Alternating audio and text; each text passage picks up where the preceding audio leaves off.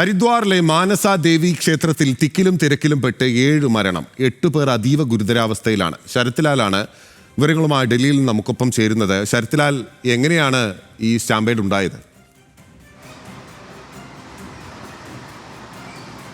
ബിനിൽ പോത്ത രാവിലെ 9 മണിയോടെയാണ് തിക്കും തിരക്കും അപകടമുണ്ടായത് എന്നാണ് നമുക്ക് ലഭിക്കുന്ന വിവരം. അതായത് വൈദ്യുതി കമ്പി പൊട്ടി വീണു എന്നൊരു പ്രചരണം നടക്കുകയും ഭക്തർ താഴേക്ക് ഓടി രക്ഷപ്പെടാൻ ശ്രമിച്ചതുമാണ് ഇക്കാര്യത്തിൽ ഒരു അപകടത്തിന് കാരണമെന്നാണ് പോലീസിൻ്റെ പ്രാഥമിക റിപ്പോർട്ട്. കാരണം വ്യാജ പ്രചരണമാണ് ഇത്തരമൊരു സ്റ്റാമ്പേഡിനെ ഇത്തരം തിക്കും തിരക്കിനും കാരണമെന്നാണ് പോലീസ് പറയുന്നത്. ഏതായാലും 100ഓളം പേർക്ക് പരിക്കേറ്റിട്ടുണ്ട്. പരിക്കേറ്റവർക്ക് 20,000 രൂപ മുതൽ 50,000 രൂപ വരെ ദുരിതാശ്വാസ ധനസഹായം ഉത്തരാഖണ്ഡ് സർക്കാർ പ്രഖ്യാപിച്ചിട്ടുണ്ട്. ഇവരെ ഉത്തരാഖണ്ഡ് മുഖ്യമന്ത്രി തന്നെ നേരിട്ടെത്തി പരിക്കേറ്റവരെ സന്ദർശിക്കുകയും ചെയ്തിട്ടുണ്ട്.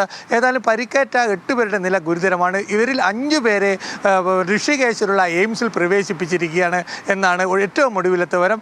അവർ അത്യാവശ്യമുണ്ടെങ്കിൽ ഡൽഹിയിലേക്ക് എയർലിഫ്റ്റ് ചെയ്യുമെന്ന് മുഖ്യമന്ത്രി പ്രഖ്യാപിച്ചിട്ടുണ്ട്. ഏതായാലും UP-യെ സംബന്ധിച്ചിടത്തോളം തുടർച്ചയായിട്ട് ഉത്തർപ്രദേശ് ഉത്തരാഖണ്ഡിലാണ് എപ്പോഴും തൊട്ടടുത്ത UP-യിൽ ഉണ്ടായ സ്റ്റാമ്പേഡ് തിക്കും തിരക്കിലും പെട്ട കുംഭമേളയിലും അതേപോലെ തന്നെ ഒരു സ്വകാര്യ ആശ്രമത്തിലുമുണ്ടായ തിക്കും തിരക്കിൽ അടുത്തിടെയാണ് നിരവധി പേർ മരണമടഞ്ഞത്.